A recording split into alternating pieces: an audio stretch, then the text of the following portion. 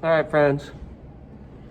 Today, in part 2, if you're here, you're going to work with my friend Mike. Yeah. So I'll show you what you need to do. Today, you're going to prepare your own specimen and look at it. All right, let's check it out.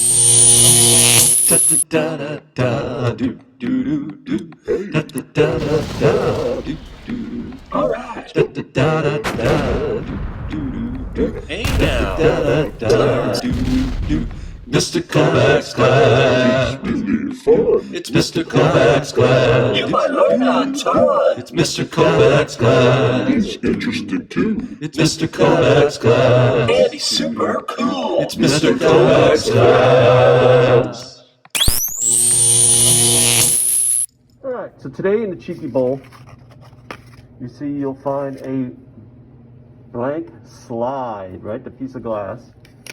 And also in your Cheeky Bowl, you have these little square pieces of plastic. These are called cover slips. And the cover slip's job is to help fix specimens into place. So today we're going to put a specimen on the slide. And I think I would like to look at some human tissue specimens. And yeah, you know what we're going to do? We're going to look at our arm hair. That's right, I said it. Arm hair. Or if you prefer, head hair. Or if you're really good, you'll do both.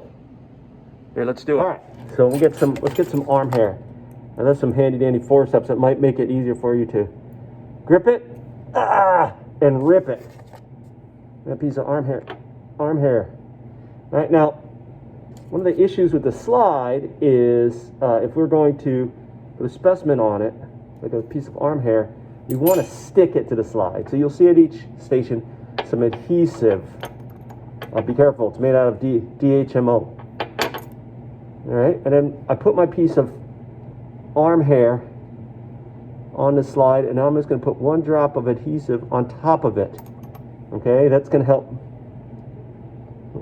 I don't want to spill it, but it's going to help stick it. Then I'm going to take the cover slip, that little plastic square, and I can do this really well. I'm going to slowly lower it over the adhesive and over my specimen, and then I'm going to carefully tap it a few times just to get it really to stick. And if you see it now, like now I've got my arm hair on there, and it's stuck.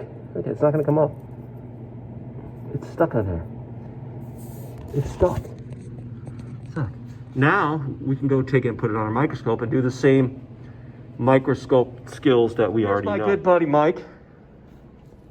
Right, and I'm going to look at my specimen I just made of arm hair. So you know the drill by now. You always start with the lowest, the stubbiest lens in place.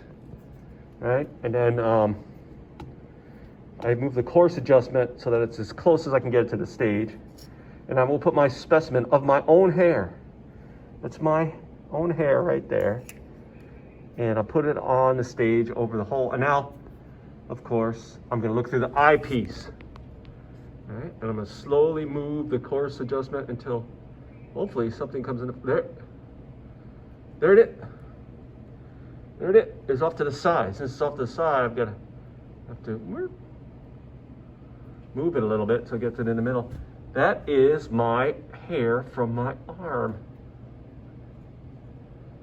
Yeah, that's pretty cool. You know, some other interesting things there like that. That's not the hair from my arm. That's a piece of dust. You know, dust is made up of like old skin cells and pieces of fabric that have broken off. What else is interesting in this specimen? Oh, we'll get to that in a second. Sometimes you see these big black circles. I don't know if I have any. I'm pretty good. The big black circle is usually an air bubble. Oh, look, I got two pieces of arm hair there, or crossed on itself. That's cool. All right, so this is at the lowest magnification. There's that hair. I can follow it around, and then oh, look at this. This is where I yanked it out of my arm. All right, that's gonna be cool to look at. It's kind of like the root of the hair. Let's look at that. Let's get that way close up. So I'm going to go to my medium-sized lens and adjust the adjustments, coarse or fine or both. Well, there you go. You see this black circle right there? That's an air bubble. All right, an air bubble. It's just trapped in between. Here's another one, in between the slide and the cover slip. All right, so there's my hair root. That's 100 times. Let's see if we can't get up to 400 times. Whoa. All right. Whoa. Uh-oh, I knocked it out of the... Doing this one-handed, it's hard. There's that air bubble again. But yeah, here's my hair at 400 times. And if I use the fine adjustment, one of the things you can do is you can see that actually I can focus on the top part of that hair and then the bottom part of the hair.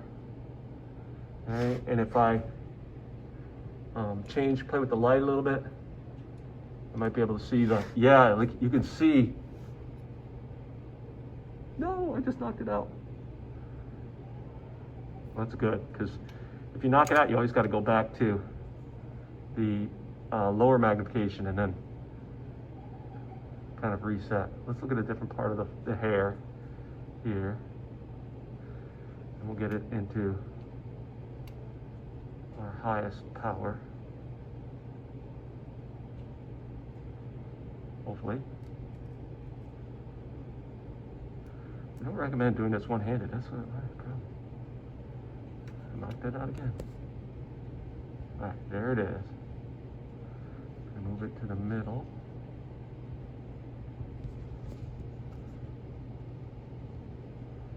And then we're going to look at it.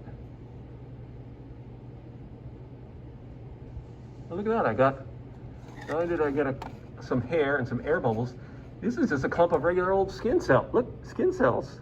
There's a clump. It must have torn it out with, like, falling off the hair.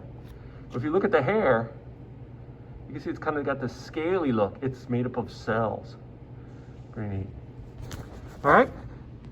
So I want you to find your hair. If you're tough, you'll grip it and rip it off your arm. If you're less tough, you'll just use one strand from your head. And if you're super duper tough, you'll take I bet nobody will be good enough to do this. To take one from their arm and one from their head and cross them. You know, like, see if you can focus where they cross, and then you can compare the two. Yeah, I'd like to see somebody try to do that. I bet you can't. Anyway, when you're done, of course, as usual, hey Mike, thanks buddy. You're gonna put the smallest lens in place, okay? And then you're going to take this slide and throw it in my glass disposal box. COVID protocols, we're not gonna reuse any slide.